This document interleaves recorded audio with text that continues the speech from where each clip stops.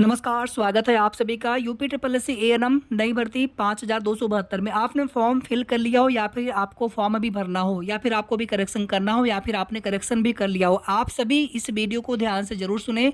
या फिर जो भी वीडियो आपको इस समय हम प्रोवाइड करा रहे हैं, आपको जो भी जानकारी, आप उन सभी वीडियोज़ को आप सभी ध्यान से ज़रूर देखते चले जब तक कि आप पूरी तरह से आश्वस्त न हो जाए कि आपके फॉर्म में कोई गलती नहीं है, आपका फॉर्म बिल्कुल अच्छे से भरा जा चुका है।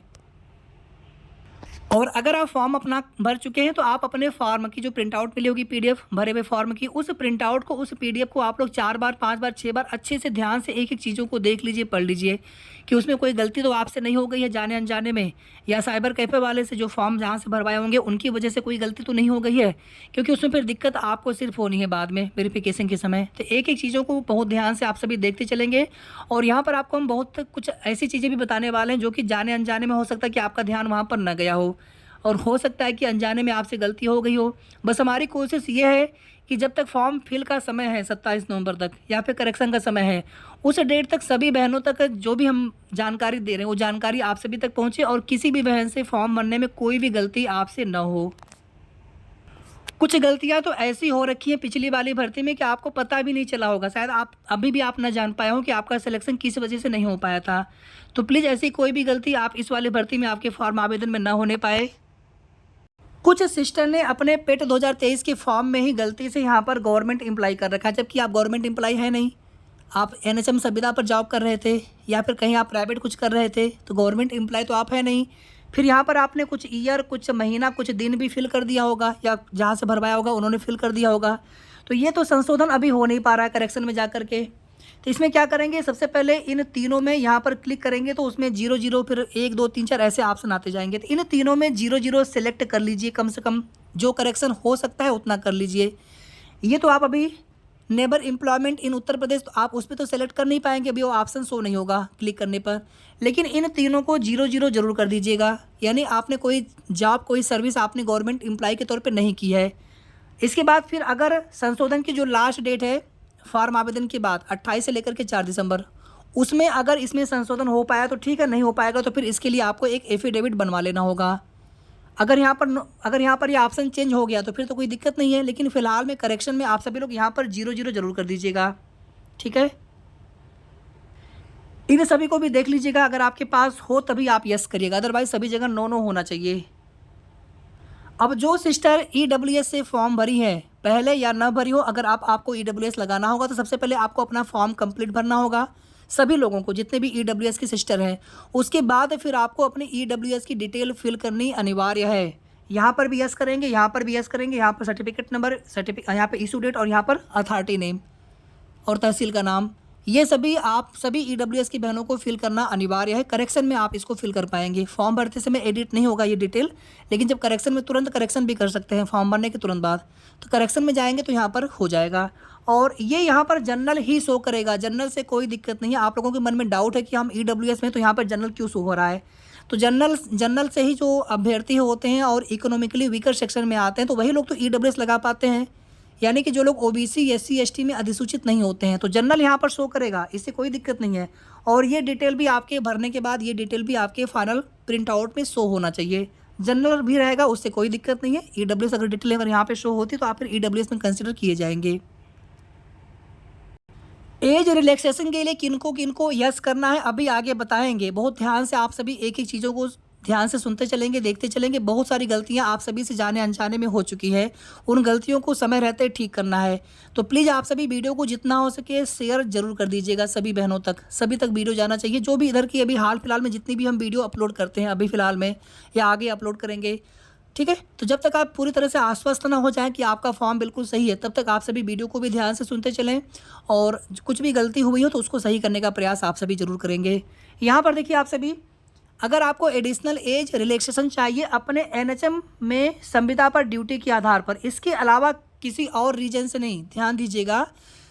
जो नोटिफिकेशन है, जो शासनादेश है, अभी शासनादेश हम दोबारा से फिर से दिखा देंगे आप सभी को, वही शासनादेश नंबर, उसका डेट आपको भरना होगा। यहाँ पे सिर्फ आप भर देंगे यूपी एनएचएम या फिर यूपी नेशनल हेल्थ मिशन, सिर्फ आप इतना भर देंगे, इसमें और कुछ भरने की आवश्यकता नहीं है। रूरल में हो आप, अर्बन में हो आप, कोई फ़र्क नहीं पड़ता। यहाँ पे आप लिख देंगे करेंटली वर्किंग एज एएनएम, कितने साल से हैं उतने साल से लिख देंगे इसमें, इसमें गवर्नमेंट ऑर्डर डाल देंगे आप सभी, कोई दिक्कत नहीं है। यहाँ पर ऑर्डर डेट और ऑर्डर नंबर अभी आपको दिखाएंगे, फिर आप वो फिल कर देंगे। फिर आपको जितने साल आयु सीमा में छूट चाहिए 1 जुलाई 2024 से देख लेंगे कि 1 जुलाई 2024 तक आपकी आयु कितनी साल है और कितना आप ओवर एज हो रहे हैं, तो उतने साल आप यहाँ पर डाल देंगे।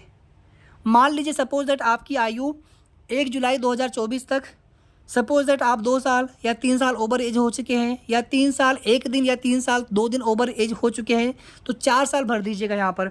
या फिर आप सभी यहाँ पर 5 साल भर दीजिए, क्योंकि अधिकतम 5 साल तक आपको छूट मिलेगी। ठीक है, तो यहाँ पर गलती देखिए ना होने पाए।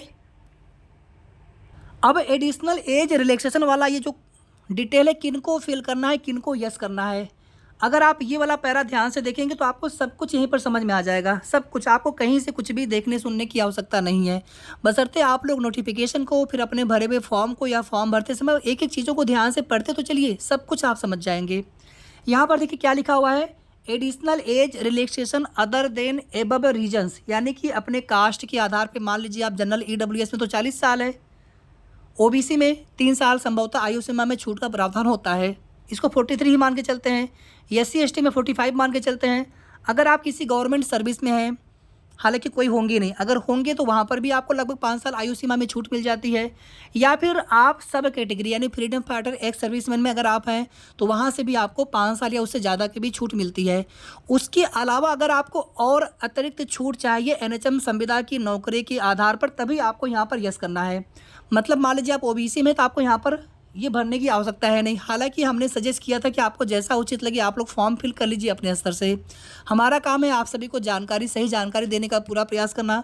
कुछ बिंदुओं पर लेकर के थोड़ा भी आप सभी को दुविधा लगे, जो सिस्टर आसपास लखनऊ के आसपास हो, आप प्रत्यक्ष आयोग में जाकर के पता कर सकते हैं।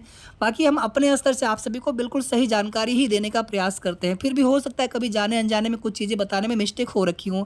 जैसे हमने एक चीज़ें बिल्कुल स्टार्टिंग में आप सभी को बताया था कि आयु सीमा में छूट कोई एक मिलना चाहिए, लेकिन ऐसा नहीं होता है। अगर आप अपने कैटेगरी के आधार पर आयु सीमा में छूट पाते हैं तो उसके बाद अपने NHM संविदा की नौकरी के आधार पर भी आपको आयु सीमा में छूट मिलेगी, उसके आगे भी ऐसा लिखा है नोटिफिकेशन में। तो जनरल EWS में अगर आपको 40 से अगर आप ऊपर हैं तो फिर आपको ये यस करना अनिवार्य है अपने NHM संविदा के अनुभव के आधार पर। अब आप कहेंगे कि हमने NHM संविदा वाला यस कर रखा है, वहाँ पे हमने डाल रखा है कि हम इतने साल से काम कर रहे हैं, 5 साल 6 साल 8 साल जो भी आपने भर रखा हो, तो उसके आधार पर आपको वेटेज मिलेंगे, नंबर मिलेंगे, ना कि आपको आयु सीमा में छूट दी जाएगी। आयु सीमा में छूट के लिए यहाँ पर आपको ये कॉलम भरना अनिवार्य है। और क्या क्या भरना है अभी हमने बता दिया ऑलरेडी। ठीक है, तो जिनको भी अपने NHM संविदा के आधार पर आयु सीमा में छूट की आवश्यकता है, उन्हीं को ये यस करके और पूरी डिटेल फिल करनी है। लिखा यहाँ पे है ना, अदर देन, मतलब कैटेगरी, सब कैटेगरी या सर्विस ड्यूरेशन, यानी सर्विस के अलावा अगर किसी और रीजन से, यानी कि NHM संविदा के आधार पर अगर आपको आयु सीमा में छूट चाहिए तो आपको यहाँ पर यस करना है। बाकी आप OBC SC ST में बिलोंग करते हो, अगर आपको आयु सीमा में छूट के लिए अगर आपको डाउट लगे कि नहीं हम भी यस कर दें, तो फिर आपको वहाँ पर फिर अपने वही जो आपका नियमावली है, आरक्षण नियमावली है, वो सारी डिटेल आपको फिल कर देनी है। ठीक है, कर दीजिएगा, उससे कोई दिक्कत नहीं होना है। अब जो लोग EWS में नहीं आते हैं, जनरल या EWS में नहीं आते, आप OBC होंगे या फिर आप SC ST होंगे। ठीक है, तो यहाँ पर आपकी कैटेगरी शो होने लगेगी और यहाँ पर ये नो होना चाहिए। ठीक है, और जो आपने सर्टिफिकेट नंबर भरा होगा, अपने कास्ट सर्टिफिकेट नंबर भरना होता है, इशूइंग अथॉरिटी और इशू डेट भरना होता है, वो चीज़ें आपके प्रिंट आउट पे शो नहीं हो रही होंगी, तो उससे आपको परेशान नहीं होना है, वो सभी के साथ वैसा ही है। लेकिन आप आश्वस्त हों, अश्योर हों, बल्कि आपको थोड़ा भी डाउट लगे तो आप करेक्शन में जाएंगे तो वो ऑप्शन आपको देखने को नहीं मिलेगा। इसलिए फॉर्म भरते समय बहुत ही सावधानीपूर्वक फॉर्म भरवाएं। और जो आपका नया कास्ट हो, फादर साइड का, पापा के साइड का, आपके मायके पक्ष का, वही कास्ट आपको लगाना है और उसकी डिटेल आपको भरनी है फॉर्म भरते समय ही। बाद में इसमें करेक्शन की उम्मीद कम लग रही है। हालांकि 27 के बाद हम लोग देखेंगे कुछ लोगों से गलतियां हुई हैं, अगर करेक्शन होगा तो आप करेक्शन कर लीजिएगा। क्योंकि जो भी नई डिटेल आपने भरी है इस समय, यानी पहले जो पेट वाला डिटेल छोड़ करके जो भी नई डिटेल अगर आपने भरी है तो उसमें करेक्शन अभी हो नहीं पा रहा है, तो 28 से देखेंगे करेक्शन उसमें। लेकिन जो डिटेल पेट वाली है, शुरुआत में फॉर्म भरते समय वो एडिट नहीं हो पाया, लेकिन फॉर्म भरने के तुरंत बाद वहाँ पे वो करेक्शन हो जा रहा है। तो पेट वाली जो भी डिटेल आपको करेक्शन करनी हो, जो हो सकता है उसमें आप पहले अभी कर लीजिएगा, जो कर सकते हैं अगर आप हैं। बाकी जो डिटेल अभी नहीं हो पा रहा है संशोधन में, तो वो आप 28 से कर लीजिएगा। अब आपका फॉर्म कम्प्लीटली फिल हो गया। यहाँ पर इस प्रकार से शो हो रहा होगा, application is under processing, green colour में। तो सभी पे यही दिखा रहा होगा आप सभी के फॉर्म में। इसकी वजह से कोई दिक्कत नहीं होती। कभी कभी यहाँ पर अंडर प्रोविजनल लिख करके आएगा, अंडर प्रोसेसिंग लिख करके आएगा, ठीक है। इसकी वजह से कोई समस्या नहीं होती है, आपका फॉर्म बिल्कुल ठीक है। कुछ थोड़े से डाउट आप सभी के यहाँ पर और है, जैसे यहाँ पर मान लीजिए 2 साल आपका एएनएम का कोर्स होता है, तो दोनों साल का आप मार्क्स जोड़ करके लिखेंगे और फुल मार्क्स भी। मान लीजिए कोविड काल में आपके फर्स्ट ईयर के मार्कशीट में मार्क्स नहीं है, तो आप केवल सेकेंड ईयर का लिख दीजिएगा। जब चीज़ें है नहीं तो आप क्या करेंगे उसमें। या फिर अगर आपको मार्कशीट नहीं मिली है सपोज दैट, लेकिन आपका रिजल्ट आ चुका है, आपके पास रजिस्ट्रेशन भी है, डिप्लोमा भी है, तो भी आप डिटेल आपको यहाँ पर भरना अनिवार्य है। मार्कशीट वगैरह बाद में देखी जाएंगे, लेकिन आपका रिजल्ट पहले का आ चुका हो, सारी डिटेल आप यहाँ पर सही से भर पाएँ। और इसमें अगर कुछ करेक्शन करना होगा, क्योंकि जो भी नई डिटेल है उसमें करेक्शन अभी हो नहीं पा रही है, तो फिर आप 28 से कर लीजिएगा। बाकी प्रयास करें कि कोई भी गलती ना होने पाए। एक चीज़ आपसे भी और ध्यान से देखिएगा, जो लोग अभी 17,000 वैकेंसी में आप सेलेक्ट हुए होंगे, बहुत ध्यान से देखिएगा इस चीज़ को। यहाँ पर क्या लिखा है,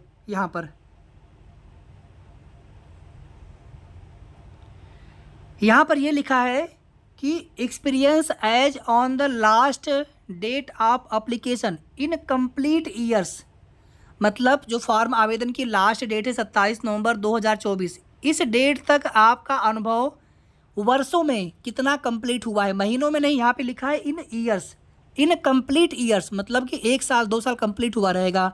अगर आपका 1 साल भी कंप्लीट नहीं हुआ है तो फिर आप इसमें कैसे भरेंगे। 0 का ऑप्शन इसमें है नहीं, 1 साल से स्टार्टिंग है, तो आप क्या करेंगे, यहाँ पे नो कर दीजिएगा। क्योंकि अगर आपने यहाँ पर यस कर दिया, यहाँ पे आपको मजबूरी में आपको कम से कम 1 साल तो डालना पड़ेगा, अदरवाइज फॉर्म सबमिट होगा नहीं। 0 का ऑप्शन है नहीं, महीने का ऑप्शन है नहीं, तो फिर अगर आपको वेटेज दे दिया गया 1 साल के हिसाब से, फिर आप 1 साल का अनुभव कैसे दिखाएंगे। इसलिए इससे अच्छा है कि यहाँ पर आपसे भी नो कर दीजिए, ठीक है। इसकी वजह से कोई दिक्कत होगी नहीं। बाकी वेरिफिकेशन के समय प्रपत्र मिलता है, आप वहाँ पे अपनी डिटेल भर सकते हैं कि हम संविदा पर नौकरी करते हैं, वहाँ पर भी डिटेल भरवाई जाती है दोबारा से, तो वहाँ पे आप डिटेल भर दीजिएगा। प्रपत्र में 4 प्रपत्र मिलते हैं वेरिफिकेशन के समय अलग से, 7 पेजेज का।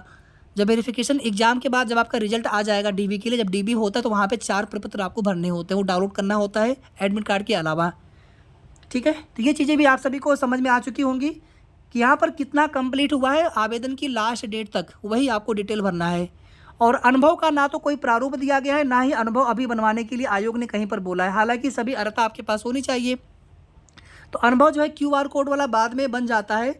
हमने इसलिए कहा था कि आप लोग अगर बन पाए तो अभी बनवा लीजिए, ताकि बाद में किसी भी तरह का आयोग को कोई बहाना न मिले, क्योंकि जो चीज़ें स्पष्ट लिख करके नहीं आती हैं। पिछली भर्ती में तो बाद में ही मांगा गया था, बाद में लोगों ने बनवा करके दिया था, कोई दिक्कत नहीं हुई थी। एक सिस्टर का हमने फॉर्म आवेदन किया था, तो वही फॉर्म आवेदन आप सभी को यहाँ पर दिखा रहे थे। उनकी जो भी पर्सनल डिटेल है वो हमने हाइड कर दी थी, ठीक है। बाकी चीज़ें आप लोग बहुत अच्छे से अपने अपने फॉर्म का देख लीजिएगा, कहीं पर कोई भी गलती आपके फॉर्म में न रहे। फोटो हो, सिग्नेचर हो, सारी डिटेल्स एक एक चीज़ें आप अच्छे से देख लीजिएगा। एक इसको भी देख लीजिए आप सभी, अगर ये हो तो यस करिएगा, अदरवाइज नो करिएगा। और इसके आधार पर कोई नंबर, कोई मार्क्स नहीं मिलते, केवल आपको मेरिट में प्रेफरेंस मिलता है किसी के साथ समान मेरिट में आने पर। अब इसके अलावा आप सभी के मन में कोई भी डाउट हो तो आप कमेंट करके ज़रूर पूछिएगा, क्योंकि आपके कमेंट आने पर ही हमें पता चल पाता है कि आप कहाँ पे आपसे गलतियाँ हो रही या फिर कहाँ पे आपको समस्या हो रही है। तो फिर उन पर जो भी समाधान होता है आप सभी को नेक्स्ट वीडियो में बताने का हम प्रयास करते हैं। लेकिन वीडियो को आप लोग प्लीज़ लाइक शेयर ज़रूर कर दीजिएगा। और अगर आपने अभी तक चैनल को सब्सक्राइब ना किया हो तो सब्सक्राइब भी आप सभी कर लीजिएगा। आप में से जिन भी सिस्टर को क्लास ज्वाइन करनी हो, आप हमें डायरेक्टली इस नंबर पर कॉल कर सकते हैं क्लास ज्वाइन करने के लिए। अगर आपको डेमो क्लास चाहिए तो आप डेमो क्लास के लिए हमें डेमो क्लास लिख करके व्हाट्सएप पर मैसेज कर दीजिएगा, हम आपको डेमो क्लास भी सेंड कर देंगे। 36 क्लासेस हो चुकी है, हमारा एक ही बैच है UPSSC ANM 5272 नई भर्ती के नाम से। और यही सिंगल बेंच, इसमें जितने भी सिस्टर आप लोग जुड़ेंगे, यही सिंगल बेंच पूरे एग्जाम डेट तक आपके उतने फीस में, 1 टाइम फी पेमेंट है, उतने ही फीस में आपको एग्जाम डेट तक क्लास मिलते रहेंगे, ठीक है। तो आप में से जिन भी बहनों को क्लास ज्वाइन करना हो, आप डायरेक्टली इस नंबर पे कॉल करके पूछ सकते हैं जो भी आपको जानकारी चाहिए, या फिर अगर आपको ज्वाइन करना हो तो। धन्यवाद।